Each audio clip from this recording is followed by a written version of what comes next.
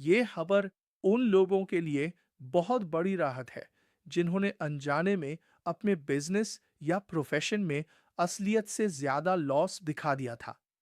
पहले के नियमों में इस गलती को सुधारने का कोई रास्ता नहीं था, लेकिन अब सरकार में एक सेफ्टी वॉल्व दे दिया है। अब लॉस कम करना हुआ आसान।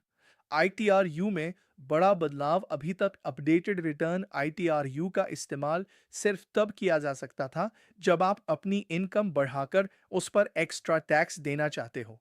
अगर आपका रिटर्न लॉस वाला था तो आप उसे अपडेट नहीं कर सकते थे। मान लीजिए आपने पिछले साल की रिटर्न में 10 लाख का घाटा दिखाया, लेकिन बाद में आपको पता चला कि असल घाटा तो सिर्फ 6 लाख था।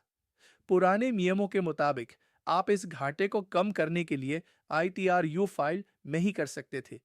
आपको मजबूरन वो ज्यादा घाटा ही आगे ले जाना पड़ता था। अगर भविष्य में इनकम टैक्स विभाग ने ऑडिट किया और ये गलती पकड़ ली, तो इसे मिस रिपोर्टिंग माना जाता है और इस पर 200% तक का भारी जुर्माना लग सकता है। बजट 2026 में सरकार ने इसे बदलकर आपके लिए रास्ता खोल दिया है। 1 अप्रैल 2026 से अगर आपको लगता है कि आपने गलती से ज्यादा लॉस क्लेम कर लिया है, तो आप खुद आगे बढ़कर अपडेटेड रिटर्न फाइल कर सकते हैं और उस लॉस की रकम को कम कर सकते हैं। जब आप खुद अपनी गलती सुधार लेते हैं, तो विभाग आप पर मिस रिपोर्टिंग का इल्जाम नहीं लगा सकता। इससे आप भविष्य के भारी जुर्माने और कानूनी लड़ाई से बच जाते हैं। ये क्यों महत्वपूर्ण है? एक, सरकार अब भरोसे वाली टैक्स व्यवस्था की ओर बढ़ रही है। वे आपको नोटिस भेजने से पहले खुद गलती सुधारने का एक मौका दे रहे हैं।